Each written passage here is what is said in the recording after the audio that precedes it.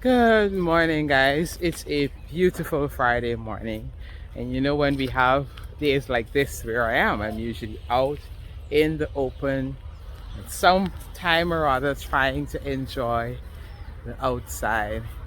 I want to talk a little bit about Luke chapter 9 from just around verse 18 to 20, where after they had Jesus' disciples had gone out and they did all this miraculous stuff, and then they came back and they rested, and then they were able to do so much more again, heal some more sick and so on. And then it says that he was with them privately praying, just the 12 disciples. And then he did something interesting. He says, "What do people say I am?" He asked them, he says, "What do people say I am?" I mean, you're out here doing all this stuff. What is it that people say?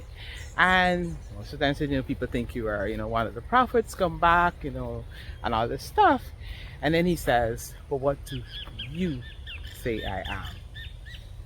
And then Peter says, "You're the Christ, the Messiah." And at that point, it kind of sets the tone for a lot of things. Now, I want to use this piece of scripture to remind us that at the end of the day, it doesn't matter what people think about who God is. We've got to come to a position where we know who He is.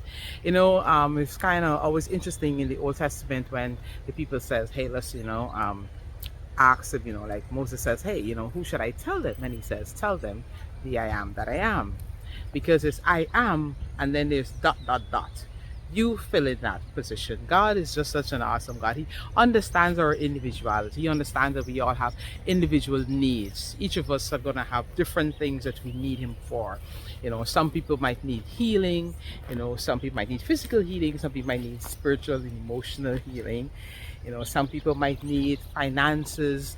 Some people might need a lot of things. Some people just need Him to be a friend.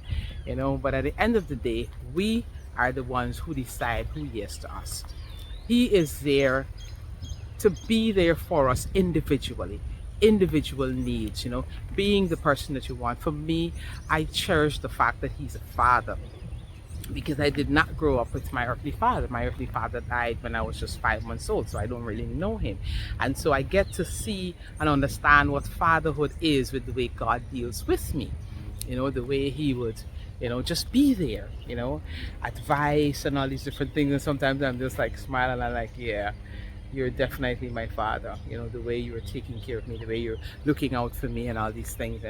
And so I want to remind us that He is whoever we need Him to be. So whatever it is that you need Him to be today, we're going into the weekend and we're going to have needs, we're going to have desires, we're going to have plans. What is it that you need God to be for you today? What is it that you need Him to be for this week, for this year? He is willing and able. He says, "I am that I am." Because He wants you to fill in that blank. He wants you to say, "Hey, God, I need a provider at this point. My finances are not doing so well. I need some guidance.